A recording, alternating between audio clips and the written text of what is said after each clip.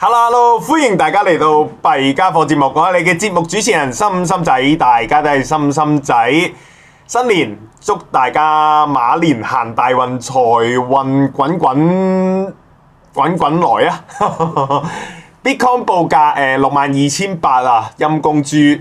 畫面見到跌到high，已經跌到不知何年何月啦。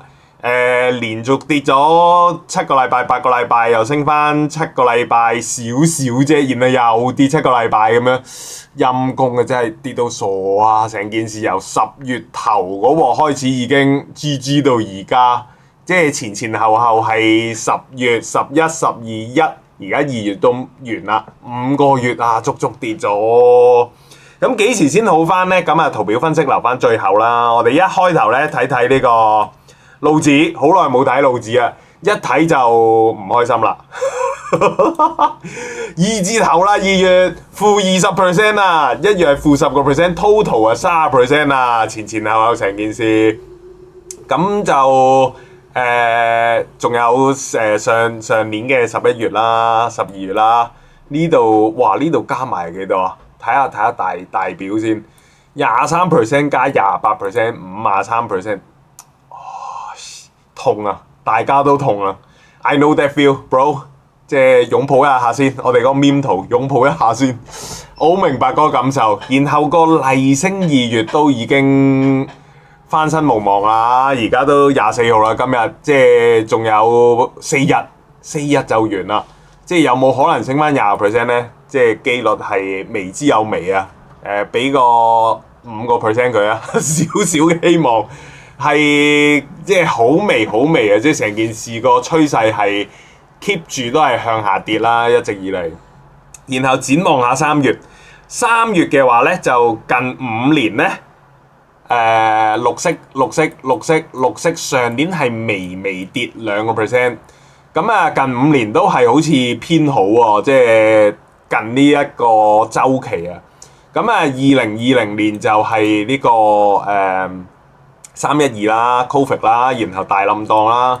咁今年就冇 Covid 啦，但係有地緣政治，有美國，有伊朗，仲有關稅，好多呢啲即係國際間嘅關係，令到啲資金都唔放心、唔夠膽啊，擺喺呢啲叫做最敏感、最高風險嘅 crypto 市場上邊啦。股票上邊咧，crypto 類嘅股票咧都 G 咗好多，大範圍咁 G。咁呢個SP500咧就 keep 住都係喺高位喎，即係6800、6900呢啲位置度徘徊，歷史高位嘅階段嚟嘅。咁啊，淨係得 crypto 類 GG 啫。咁啊，好受針對呢個板塊，我哋係被欺凌嘅小朋友啊！即係慘到不能再慘，咁然後預測呢個3月會點呢？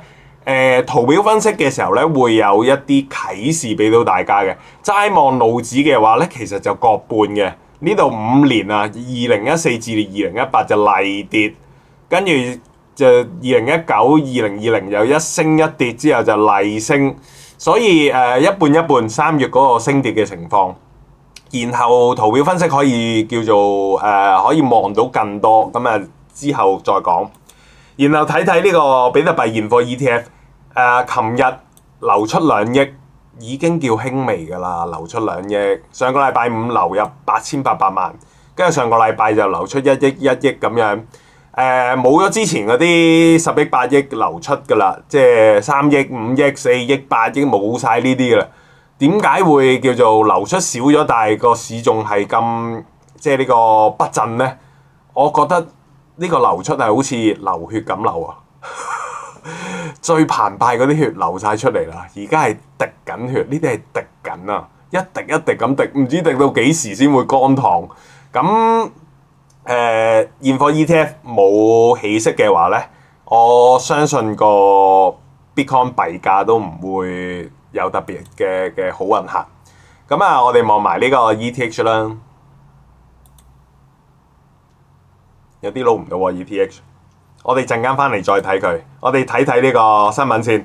第一個新聞 BitMine 掃5萬粒 ETH， 咁啊總持倉就442萬。阿 Tom Lee 華爾街阿肥，咁佢就話有3大基本面撐住以太坊，咁佢而家基本上由1月到而家係個個禮拜入貨噶。佢同 MicroStrategy 而家嗰個策略啊，或者睇新聞啊，就係每一個禮拜咧都會發現佢哋會公布上星期有入貨啦咁樣，咁啊總之持續入貨啦。咁然後佢講到呢個以太幣有3大利好嘅基本面啦，係啲咩咧？就係華爾街代幣化嘅浪潮，咁呢個就係絕對嘅基本面啦。由上年唔知邊一刻佢6月開始買ETH， 買到而家其實都係講緊呢樣嘢。咁然後個市當然又升過啦，由6月升到10月，跟住10月跌到而家2月。咁然後呢個基本面都冇變化，但係點解個 coin 價都好似冇氣息咧？呢樣嘢我覺得係反映住 crypto 仲喺華爾街仲係一個好早期嗰個 moment 啊。咁所以佢 keep 住入貨，其實嗰個策略係正確㗎，即係買平嘢。即係如果黃金係500蚊1盎司嘅話，咁啊掃貨。咁你儲到咁上下啊，然後就黃金盈利大爆發，今年去到5000蚊1盎司啦。上年講緊仲係2000頭啊，上年年頭就係2000零蚊1盎司，升咗1倍啊，即係 total 1年間。咁啊呢樣嘢就係你越睇好一樣嘢，個基本面冇變到嘅話咧，趁佢平嘅時候就 keep 住儲貨。咁呢個就係佢嘅策略啦。跟住第二個 point 就係人工智慧嘅應用啊，越嚟越依賴呢個智慧合約。咁呢個咩意思咧？就係 AI agent 啊。AI agent 咧其實就係隨住 AI 嘅發展咧，唔再係 Google 形式去解答問題啊，而係 AI 真係可以成為一個智能機械人去幫你解決，或者叫你幫你協助完成生活上所有嘅細節。咁啊 AI agent 最簡單嘅一個做法係咩咧？就係例如你問完佢，喂我有20日假期嚟緊，我想去一啲凍啲嘅地方，收窄個範圍，淨係喺呢個歐洲嘅啫，有咩好推介？要食正一啲叫做旅行旺季靚景色、靚旅遊勝地嘅，咁啊幫我揾唔同嘅景點出嚟，然後幫我揾埋酒店，幫我揾埋機票，咁佢幫你揾完晒一大堆嘢嘅時候咧，你當佢 Google 咁啦都係。咁但係佢個比較性或者嗰個分析性會強好多啦。比較完得出一個答案，哦，原來要搭國泰嘅，原來要去法國嘅，咁點咧？去到呢一步又停咗咯。如果仲係一個 AI 嘅形式，但係如果 AI agent 嘅話咧，你就可以授權埋佢一個網上嘅錢包，即係其實係 crypto 嘅錢包啦，裏邊可能擺啲穩定幣啦，佢直接幫你買埋機票，直接幫你訂埋酒店。咁呢樣嘢就係 AI agent 嚟緊華爾街或者係而家全球嘅智能科技公司都瞄住呢個目標去進發嘅。咁但係始終都有一定嘅風險。當你授權咗一個 AI 去用你嘅錢包咧，啲錢變咗點樣用咧？就係佢揸 fit。當然你可以 set 多啲嘢，最終都要問你啦，都要你做決定啦。但係如果你叫做信任得過嘅話咧，咁基本上你就要授權佢錢包，然後啲錢點樣用就完全係即係一個真人助手咁樣咯。咁呢個係 AI agent 完全係可以取代嘅一樣嘢嚟嘅。咁呢個就係華爾街阿肥睇好嘅一樣嘢啦。然後第二樣嘢第三啦，就係創作者經濟啊。咁呢樣嘢就麻麻地，就係講緊一啲內容創作者啦、數位身份嘅驗證需求啦。咁最大嘅應用其實就係 NFT 啦，即係你有一張 NFT 獨一無二嘅，咁就係一個身份證嘅驗證啦，或者係一個叫做 wallet 嘅一個 domain name 啦，又或者係一啲演唱會飛啦，或者一啲會員嘅會員證啊，咁呢啲都係獨一無二嘅。咁呢啲都係需要區塊鏈去做嘅一啲事情。咁佢講一啲好叫做 fundamental 嘅 point 啦。咁佢 keep 住儲貨，佢由4000蚊都係講呢啲，即係 ETH 4000蚊都係講呢啲，而家1800蚊佢都係講呢啲。但係個 coin 價越跌越有，咁對買嘢嚟講係好嘅，即係越嚟越平。咁呢件事就係華爾街阿肥做緊嘅嘢啦。咁然後另一個新聞就係比特幣跌破63,000啊，分析師警告好快就會去60,000或者更低。咁呢個趨勢上面嘅嘢，我哋都叫做望到啦。每個支撐位都跌穿嘅話咧，就當然係向下繼續揾一啲更深嘅支撐啦。咁呢度有FANAC 嘅主管咧，咁佢就有講到3重壓力夾擊啊！第一樣就係槓桿嘅清算啦，由10月10嗰下大清算，清到而家清咗5個月都仲清緊。ETF 嘅反轉啦，咁啊 ETF keep 住係流出啦，冇起色咁啊，依然繼續跌啦。然後礦工嘅投降，礦工嘅投降係一個幾好嘅息路，就係一樣嘢，佢哋都屌唔住啦，佢哋都要去到熄機價啦，即係佢哋而家開機去做挖礦呢個動作咧，佢哋係輸錢的話咧，佢哋寧願熄機，唔好嘥錢喺呢度啦。即係每做一單生意就蝕一嚿錢，咁佢哋寧願唔做啦。咁呢樣嘢其實有少少叫做谷底嘅味道嘅。咁呢個值得留意一下啦。2月恐慌啊，創紀錄啊，2026年啊最差啊。講緊由2022年到而家咧，唔係2022到而家，而係而家呢個跌市咧係俾人感覺翻去2022年啊。咁然後分析師就話：哇，跌到60,000或者更低。咁啊，根據一個叫移動平均線啦，365日即係1年嘅移動平均線咧，持續走弱，預計咧去到56,000至60,000呢個區間先有一啲叫有意義嘅反彈啊。咁呢個就係我哋圖表分析可以望到嘅嘢。好啦，然後我哋又望下女股神，女股神係同阿 Tom Lee 一樣。有子彈喺手咧就任性㗎啦，佢就話比特幣毫無疑問係好過黃金嘅。喺現代嘅金融體系咧，更具結構性嘅優勢。咁呢個又係好 fundamental 嘅，即係所有嘢都係智能嘅時候，咁梗係方便啲啦。即係等於你 send email 定啊寫親筆信，然後再去郵局寄或者入落郵箱，然後再搭飛機去到某個國家先收到封信。咁所有嘢智能底下咧都係叫做效率高啲啦，方便啲啦。比特幣同埋黃金其實都係一個叫時代嘅一個產物。咁啊，黃金已經幾千年啦。咁而家出現咗一樣叫比特幣嘅嘢，咁都係即係靠一代一代人去洗走舊嗰批中意黃金嗰批人，然後新一代人就自然覺得比特幣就是黃金。咁呢樣嘢先可以叫做完完全全取代到黃金啦。咁然後佢做咗啲咩咧？咁佢就話方舟投資啊，用錢啊去投票啊，即係佢唔係得把口講，佢直情係話而家就係一個加注嘅 moment。咁佢買咗啲咩咧？買咗 Bitmine 啦，買咗 Bullish 啦，買咗 Robinhood 啦，全部都係crypto 類嘅一啲股票啦。咁其實做投資就係同呢個情緒做相反嘅個決定，就係個個都驚嘅時候咁點啊？即係巴菲特名言啊，別人恐慌嘅時候就要貪婪。咁而家 Cathie Wood 就係做緊呢樣嘢啦，全部都跌到殘晒啲股價，咁係時候入場啦。如果你認為下一個10年絕對係 crypto 嘅時代的話咧，咁而家 Cathie Wood 就係做緊呢樣嘢。佢哋係一將功成萬骨枯，即係佢哋可以年即係叫做 performance 唔好，哇輸，然後嚟一個1年2年嘅大升咧，佢哋就一洗之前嗰啲污名啊，或者嗰啲頹氣啊，咁同黃金一樣啦。黃金俾人嘅感覺就係冇起色啊，唔係好上落啊，好穩陣咁。但係呢2年，哇，升到傻傻地啊！咁呢個就係Cathie Wood 啦。最後一個新聞就係 BTC 結構上面捉緊底啦。灰犀牛嘅事件恐怕會再令到個幣價跌喎。咁有咩灰犀牛咧？咁市場上面有黑天鵝啦，即係你估唔到發生咩事嘅事件咧，嗰啲又叫黑天鵝。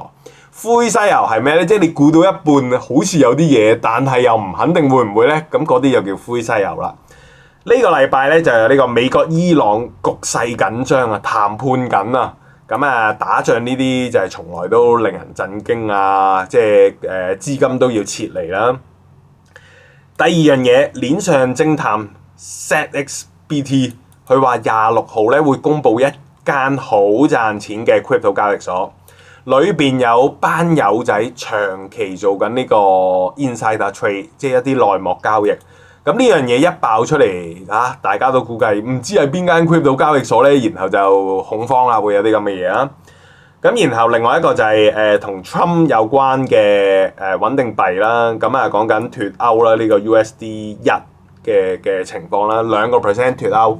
咁有呢啲咁嘅所謂灰犀牛事件，會唔會令到個幣價跌咧？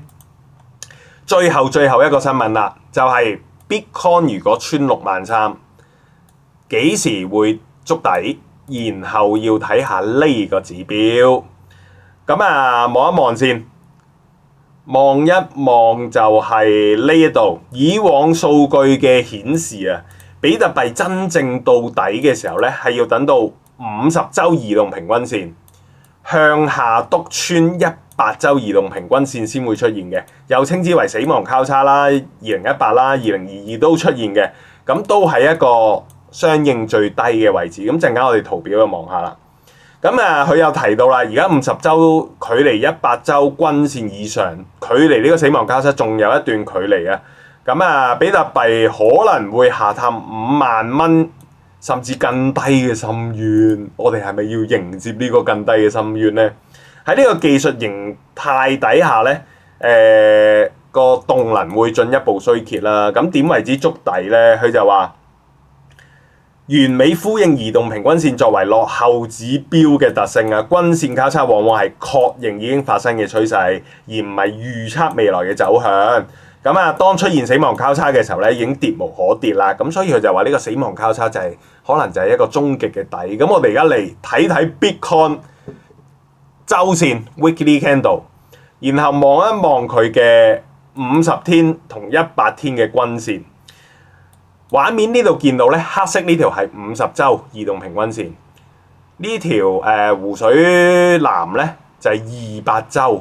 咁我哋要撳翻條100週出嚟。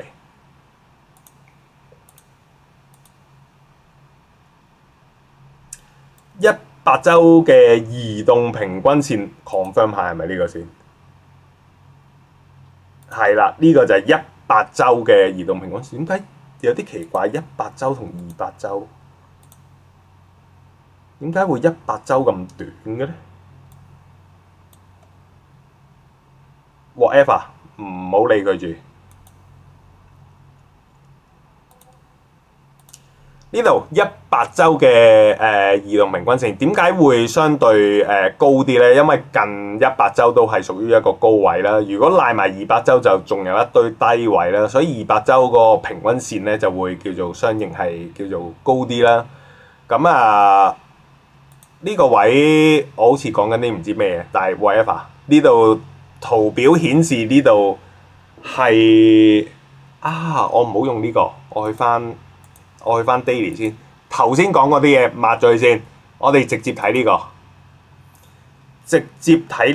因為我一早已經 set 定咗週線。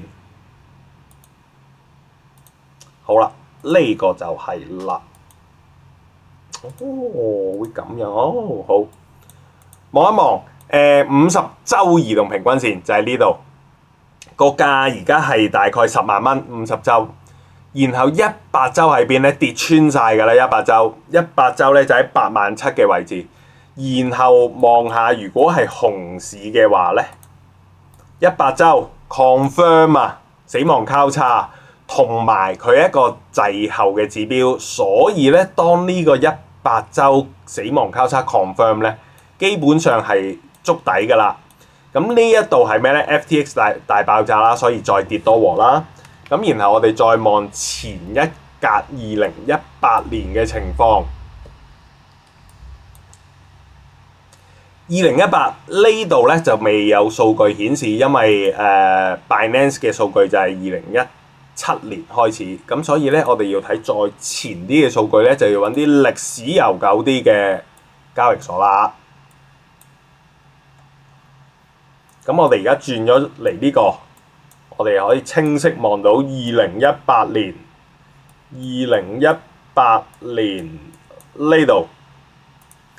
呢度有個死亡交叉，50週插穿100週，然後就係一個底部。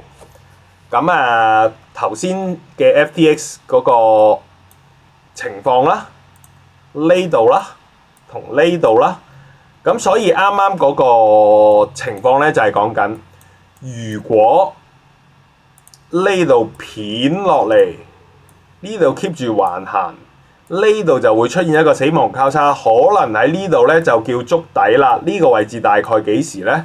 呢個位置大概係我哋望下下邊呢一度，係4月中，距離而家咧即係大概2個月左右，即係我哋而家仲有2個月嘅無聊期啊，橫盤啊，要喺度磨啊，等一個叫做終極一底嘅位出現啊。咁睇圖表上面預測個50週、100週交叉咧，就會出現呢個咁嘅情況。咁我哋望翻一個近啲嘅數據先啦。好啦，呢度我頭先轉咗做呢個 weekly candle， 我哋睇一個 macro 少少嘅情況。macro 少少咧，呢度咧我畫咗3條橫線，分別係咩咧？呢一度嘅阻力位打橫畫咗一條最高點，另外一條就係呢度嘅高點。實線收盤位置呢度嘅高點，即係上一個週期嘅第一高、第二高，呢兩度都有個阻力，咁畫咗2條橫線。咁然後我哋發現喺2024年嘅時候咧，突破咗呢2個位，然後叫做徘徊咗一輪之後咧，先突破上去，咁好靚仔啦成件事。然後第3條線喺邊咧？第3條線我就畫咗喺呢度嘅支撐位，就係2024年跌到落去呢度 GG 嘅一個位置，然後冇再跌得更深，然後反彈升上去。咁 total 就係呢3條線，呢3條線分別都係一個支撐位。點解會係支撐位呢？因為當 Bitcoin 個價升晒上去嘅時候，而家掉頭落翻嚟，呢幾個位就會變成一個支撐位。呢個係 weekly candle 啦，我哋望到今個星期呢一支 candle 係準備插穿緊，唔係準備插穿緊，係插穿進行中嘅一支 candle。呢個位置就係65,000嘅位置。上2個禮拜咧，大家影線都望到啦，係影線已經掂到呢個65,000噶啦。再上一個禮拜直接插穿埋去到中線嘅位添。呢個中線位咧就係60,000蚊嘅位置，呢度係65,000，呢度係60,000，咁呢度係幾多咧？拉高啲，大家一齊望下先。呢度係54,800，你預55,000啦，即係55,000、60,000、65,000，每5,000就為之一格。咁而家我哋喺最頂呢格嗰度叫做掙扎緊啦，同埋叫做都穿穿地㗎啦。今個星期埋單就要等到下個禮拜1嘅朝頭早8點。咁我哋知道呢3條線係一個支撐位嘅時候咧，我哋就祈求佢唔好穿。穿嘅話咧，我哋會發現呢度都幾真空㗎。如果穿咗呢個55,000嘅話，下一個位就會變成44,000嘅位置㗎啦，好危險㗎。如果呢個位穿咗，然後我哋望呢一紮位置。歷史以嚟喺55,000至60,000咧，係得呢度少少啦，呢度比較密集啦，而呢度就係而家翻緊嚟嘅位置，會唔會喺呢度橫盤2個月去到4月咧？咁呢件事如果咁發生嘅話，我認為都係一件好事嚟嘅，因為橫盤就即係能夠儲得越耐氣咧，對於反彈嚟講咧係越好嘅。如果唔好嘅事情係咩咧？就係呢度一夜快速掂咗55,000，跟住有個反彈上翻65,000，大家好開心。呢個係會有少少驚嘅情況，就係呢一個驚係一個巨大嘅頭肩頸。咁呢件事而家即係實話仲爭幾撇啦。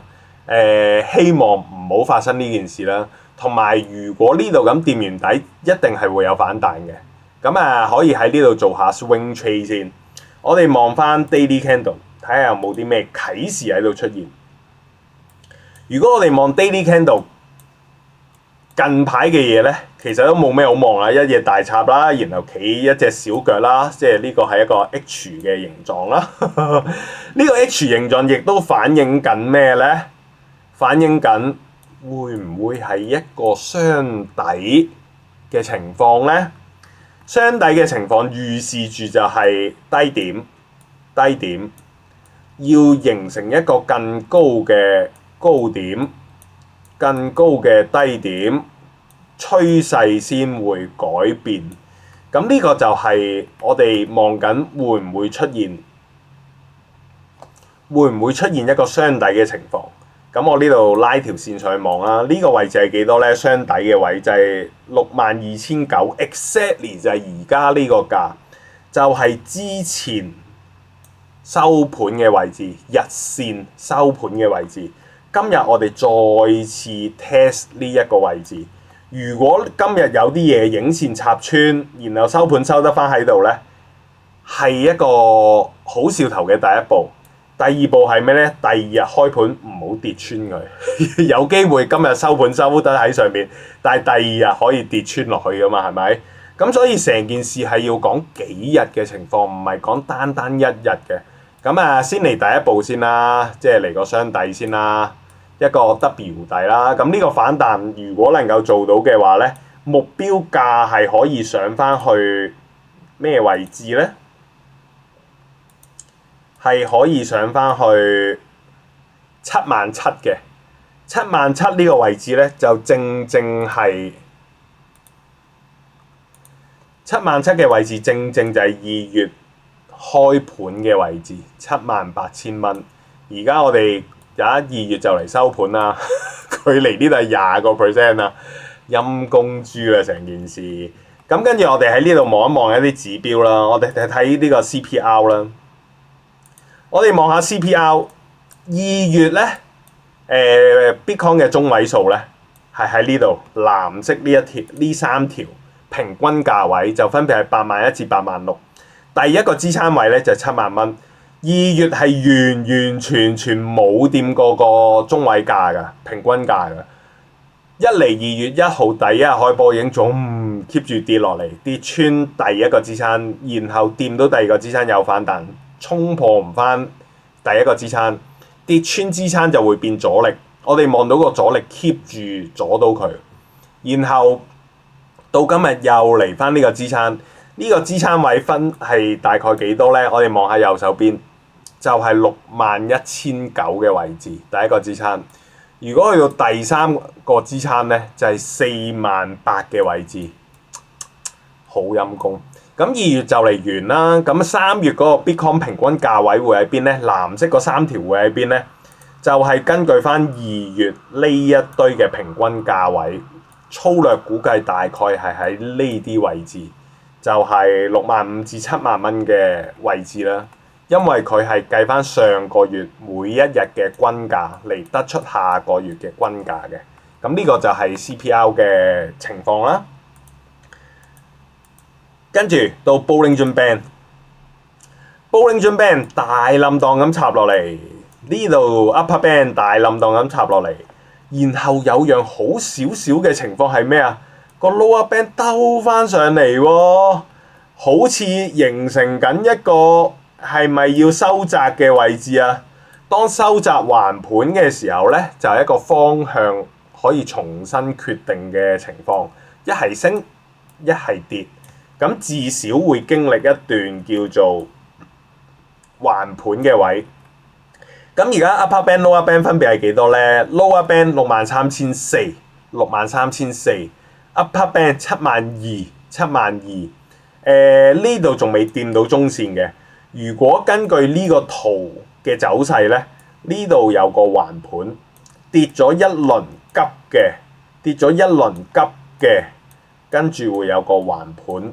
咁呢個橫盤應該理應咧就會由呢個底線上中線上頂線去翻中線去翻底，又上翻中又上翻頂，會經歷一個咁嘅情況。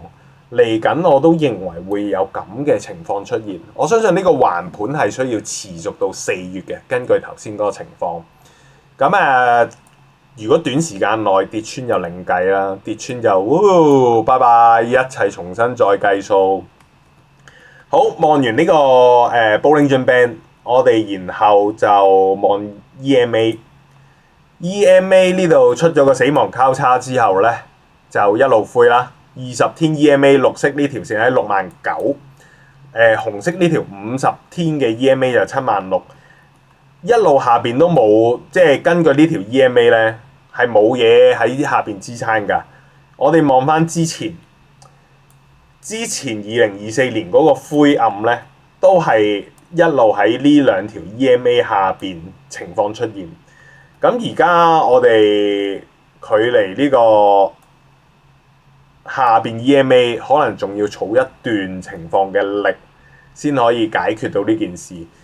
又或者咁講，呢度咪出現完咯？呢度又出現，要捱幾耐啊？咁我哋要再望之前熊市嘅情況啦。呢度跌一陣，然後呢度跌一陣啊，呢度跌一陣，熊市 total 跌咗3陣。而我哋而家咧，我哋望一望，跌咗一陣，跌咗兩陣，係咪嚟緊仲有第3陣？唔知啊，我都唔知啊。但係亦都有一個好嘅情況係咩咧？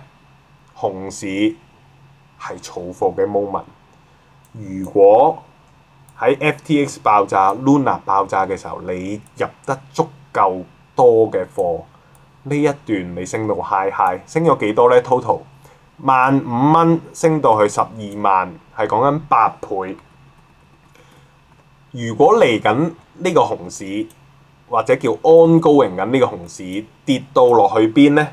如果跌到落去48,000至到65,000，65,000又高啦，48,000至到55,000呢一個位 keep 住徘徊，你同我大力儲貨，然後同我 DF 忍佢2年，搞掂成件事，你下次就會喺 IFC 唔係跳樓。